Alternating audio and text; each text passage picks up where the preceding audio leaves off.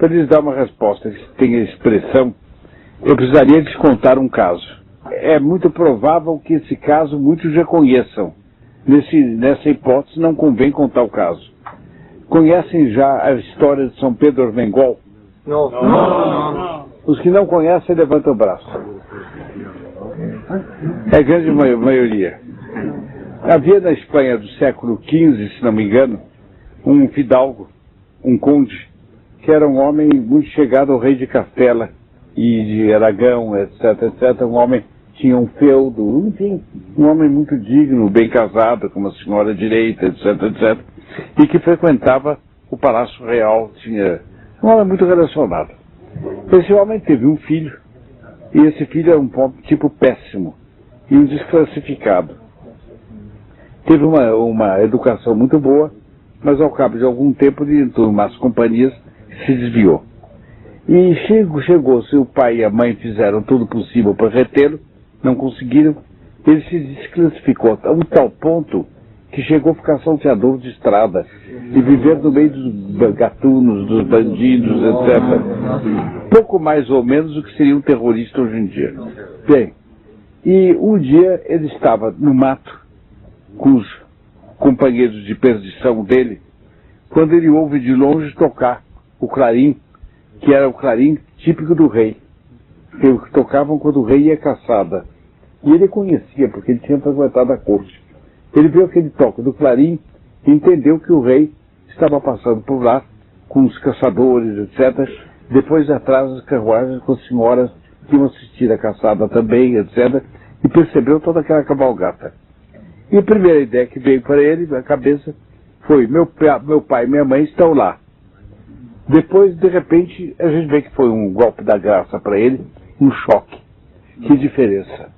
Meu pai e minha mãe estão nessa situação honrosa. Eu, miserável filho deles, estou aqui no meio de bandidos. Eles estão tão chegados ao rei que o rei os convida para ir caçar com eles. Mas eu sou um tal miserável que quando ouço a trombeta do rei, eu tenho que fugir. Que miserável eu sou, etc. Depois passou daí para considerações religiosas. Como, afinal de contas, eu ofendi a Deus, que vale infinitamente mais do que o rei. O rei não é senão uma imagem de Deus na terra, mas o rei dos reis é Deus, eu ofendi a Deus, eu vivo do pecado, etc. E converteu-se. E entrou numa ordem chamada dos mercedários, que talvez exista no país de alguns de vocês. Essa ordem é consagrada a Nossa Senhora sob uma invocação muito bonita, que é Nossa Senhora das Mercês. Não sei, Mercês, eu acho que em espanhol se diz Mercedes. São os favores que Nossa Senhora dá. Então seria Nossa Senhora da Bondade, Nossa Senhora da Generosidade, Nossa Senhora dos Presentes, se quiser. Uma invocação mais ou menos desse sentido. E essa ordem tinha uma finalidade terrível, que era a seguinte: uma vez que alguém entrava para essa ordem, podia ser mandado para a África, que naquele tempo a África do Norte era toda ocupada por bárbaros, por maometanos, para resgatar algum prisioneiro que estivesse lá. Quer dizer, trocavam este mercenário por um prisioneiro espanhol que estivesse no meio dos mouros. A vantagem era dupla. A situação de um católico que fosse preso pelos maometanos era a pior situação possível, porque não podia ter padre lá. Se eles pecassem, não tinha perdão para o pecado mortal. Quer dizer, tem perdão se tiver um ato de contrição perfeita. Mas muitas vezes a pessoa não sabe se teve um ato de contrição perfeita. Quer dizer, um ato de contrição que seja só por amor de Deus e não por temor do inferno. Como é que a gente pode saber isso dentro da gente? Se morrer, Deus é que vai julgar. E nos diz: você se arrependeu mais por causa do medo do que por causa do amor. Inferno para você. De maneira que eles não sabiam se não iam para o inferno. É uma situação terrível. Mas se eles conseguissem trocar um mercenário por um outro, o mercenário lá era padre. Podia celebrar missa clandestina, podia dar absolvição, podia fazer toda espécie de benefício. Mas ele, padre, ficava na posição que estava o outro. Se ele pecasse, não tinha um outro padre para ouvir a confissão. Eu consegui exprimir bem a situação, uma situação terrível, né? Mas o mercedário, por amor às almas, se expunha a esse risco. E por confiança a Nossa Senhora. Pegaram esse, que tomou o nome de Frei Pedro, então ficou, a família dele Armengol, ficou chamado Pedro Armengol. Os superiores chamaram Frei Pedro Armengol e disseram: o senhor vai agora para a África. Ele foi. Mas a família dele, sabendo que ele estava na África, e sendo a família muito rica, muito influente, etc., etc., mandou negociadores falarem com o rei dos árabes lá, pequeno rei árabe, sob cujo poder ele estava, oferecendo dinheiro para resgatar o Frei Armengol. E mandaram chamar e disseram para ele: olha aqui, sua família está fazendo esforço assim, etc., para resgatá-lo. E eu, diz o chefe lá árabe, eu resolvi fazer o seguinte: lhes dei a eles uns X dias, para eles irem à Espanha, pegarem o dinheiro e voltarem. Durante esse tempo, você fica aqui, à minha disposição. Se nesse tempo vier o dinheiro, você toma o navio e vai para a Espanha. Se não vier o dinheiro, pelo contrário, você fica, eu enfoco você, porque então seus pais quiseram me enganar, não quiseram fazer negócio comigo, então eu vou enforcá-lo. E o Frei Pedro não tinha outra coisa para dizer, tá bem, né? A ordem lucrava, porque ele voltava e depois entrava por outro lado do meio árabe de novo. E então eles visitavam 2, 3 lugares em vez de um só. Abrangia maior benefício, né? Então concordaram. Bem, chegou no dia, o navio portador do emissário dos pais dele, mais do dinheiro, não chegou. O chefe árabe ficou furioso, mandou levá-lo para a forca. Foi a forca, passaram aquela corda no pescoço dele, empurraram no ar. Pum! Provavelmente mãos amarradas e pendurado. Mas ele confiou em Nossa Senhora. E passou 3 dias suspenso na corda, milagrosamente sem perder a respiração. Mas sem comer, sem beber. Eles queriam que ele morresse. Não deram nada para ele. Sem nada. 3 dias e 3 noites. Sol causticante. À noite, pelo contrário, a temperatura cai.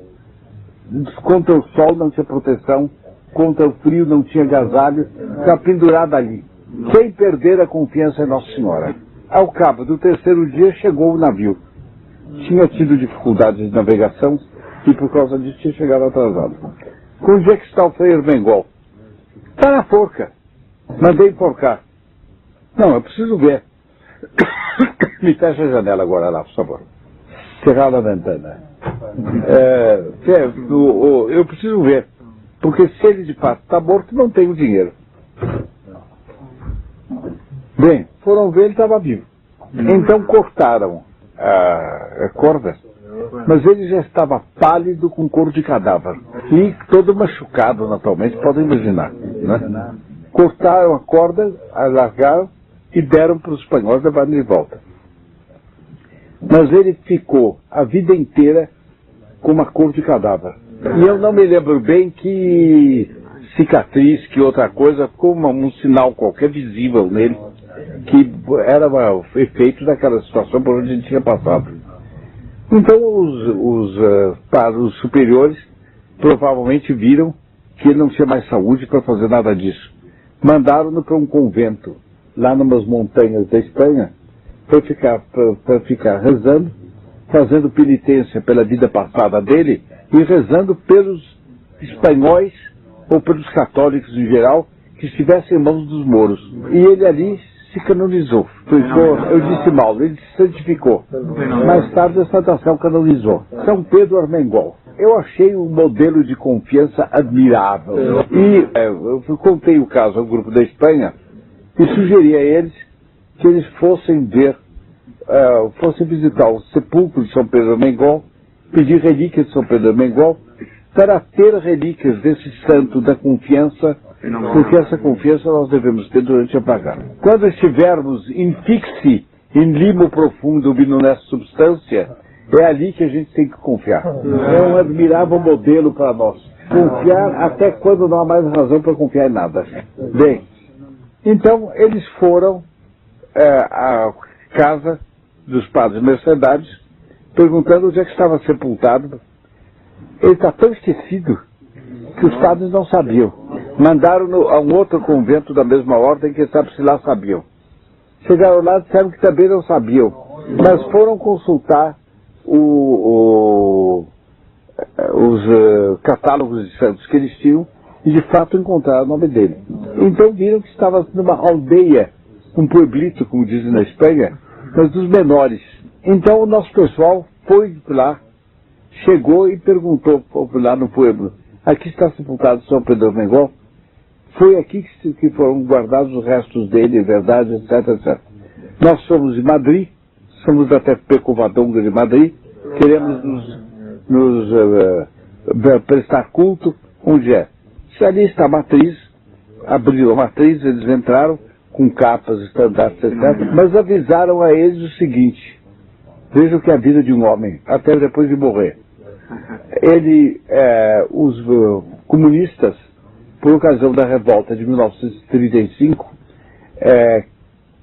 quebraram a urna onde estavam os ossos dele e para ficar com a urna, que era uma urna preciosa, eles levavam isso para as cidades e vendiam para os boalheiros, etc. Uma cachorrada de comunista. Bem, então os comunistas fizeram isso e um pouco da cinza dos ossos deles ficou espalhada no chão, porque os ossos eles queimaram. Então uma velhinha dessa aldeia, quando soube disso, foi com muito cuidado e recolheu essa cinza num vidrinho.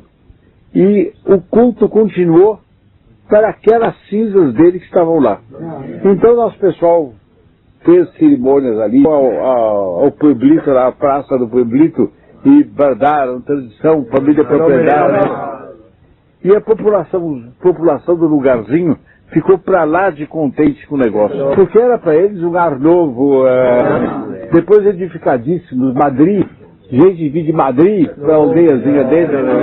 Quer dizer, a devoção a esse santo encheu os povos, tornou muito mais fervorosa, porque caminho enorme. Nobre ficou bandido, bandido ficou frade, o frade ficou mártir, o mártir ficou eremita, o eremita morreu, a memória dele se perdeu, e uma narração a esse respeito veio ter numa vida de livro de santo aqui no Brasil. Então do Brasil escreveram para a Espanha, onde na Espanha praticamente ele foi redescoberto. A coisa mostra que ele estava marcado pelo imprevisto. Até depois de morto, o imprevisto no caminho dele. Bem, nós, na Bagar, foi você que fez a pergunta, né? Nós, na Bagar, devemos ter imprevisto de toda ordem. Mas ainda que fiquemos pendurados com a corda, devemos confiar. Para os que se sentirem inclinados, propensos, Nossa Senhora das Mercês é uma muito bonita invocação. E fica respondida a sua pergunta. Mas agora acabou a hora. Os senhores conhecem a frase latina, fugit? Então fugit. É verdade. Nós vamos andando.